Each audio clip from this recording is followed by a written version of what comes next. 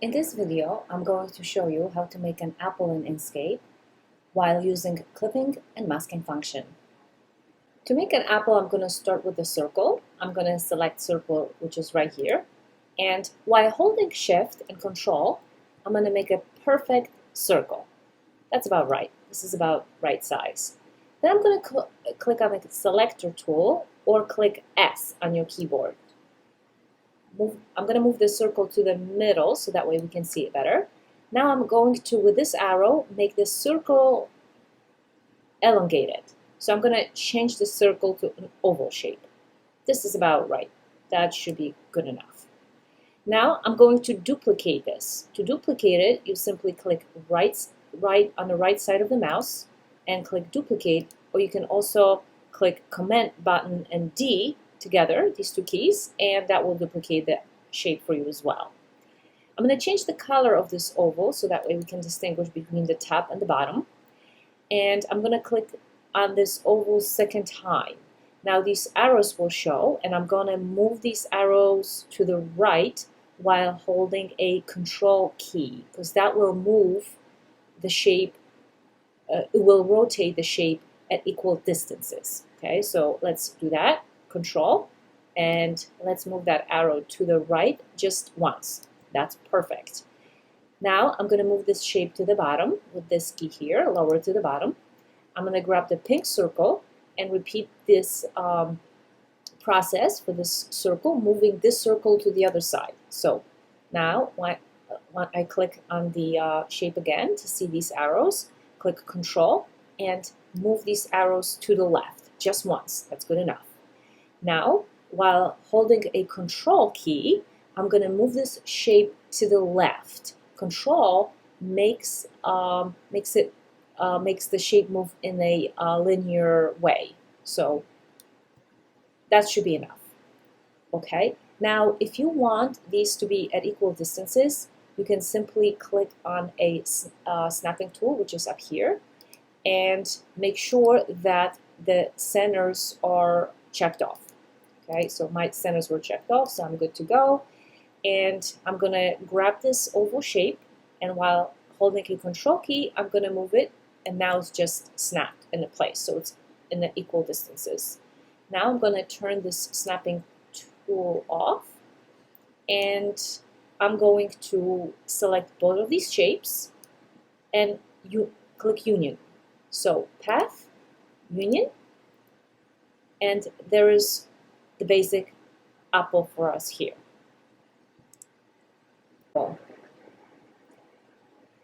Now I'm going to change the color of this apple to red. I like this color right here, which is FF0000.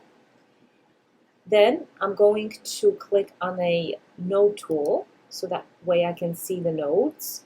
I'm going to click on a node here and change this to Auto Smooth. Then I'm going to move the handles a little bit so they are distributed more evenly. Both handles, that's just about right. They don't have to be perfect. Okay, this should be good enough. I'm going to do the same thing to the node down here. I'm going to click on it and then change this to Auto Smooth. You don't have to do this right now. I'm just going to zoom in just to make this a little bit bigger so that way you can see better. Okay, now I'm going to select all these three nodes at the bottom, and while holding a Control key, move them down a little bit. So that will elongate the apple. That's about right. Okay, let me zoom it out so that we can see the whole apple. And there it is. There's our apple. Now I'm going to select Bezier pen, which is right here, and then click on the B-Speed line path and create this funny looking shape here at the end of the apple. Okay, you don't have to really worry about being too detailed. We're going to cut it out so it will all be fixed at the end. That's good enough. Then I'm going to click on the selector tool, and I'm going to change this color to a little bit darker. Okay, so this was our apple color, so I'm going to move up in shade, a couple or 3 shades up. This is good enough. And then I'm going to go to click on the apple and make a duplicate of it by either clicking Command D or on the right side of the mouse, and you can click duplicate here. Now select the apple and this funky looking shape, go to Object, Clip, Set Clip, and now we can move to a fill and stroke menu right here. If it's not open, simply click on this paintbrush up here and click on this button, and that will open a fill and stroke menu for you. Scroll down to the bottom where you see a blur and change the blur to about 50%. Actually 36 is pretty good. Now if you think this is a little too dark, you can always go down in color here, so it's a little it's a less contrast. And actually I think it's going to look a little bit better, so let's leave it at this. Now I'm going to create a shade on the right side of the apple. To do that, I'm going to create on a Bezier pen and create this elongated shape. Doesn't have to be even. That's good enough. And then since this is already white, I don't have to change this, but you can just, if it's not white, you can just click on a white color here, and that will change it to white color, and then go to a fill and stroke menu, scroll to the bottom, and we're going to change the blur. 50% or more, it's about right. You can adjust however you like. This case probably is this 68% seems to work well. And you can also click on adjust the height of it. So I simply click S or selector tool, and you can move it a little bit down or up, and then just adjust it just so it looks good. Okay, that should be good enough. Now I'm going to create a stem. To do this, I'm going to click on Bezier pen and go on top of the apple and make stem. Alright, change color to brown. This one is actually looks pretty good. And then I'm going to click selector tool just to see how it looks. It looks a little too short, so I'm going to make it a little elongated tab. Okay, that should be good enough. And then just adjust a little bit here. Okay, that's good enough. I'm going to zoom out a little bit so that way we can see the apple better. I'm going to select everything except the stem, and I'm going to click on the right side of the mouse to group these together. You can also go to Object and click Group. Now we're going to make a copy of this. So click on the right side of the mouse and click Duplicate, or you can click Command and D, and that will also duplicate the object. Then we're going to flip it. To flip it, click on this button here. I'm going to flip it vertically. Now, while holding a Control key, we're going to move it down, okay, to the bottom of the apple. So this is about right. That looks good. Now we're going to apply a masking function in order to create this reflection effect. So to do this, let's select the rectangle, and while holding Shift and Control, make this rectangle a little bit larger. It's white, I can see it, so I'm going to change this to black and click Selector tool, move it over the apple.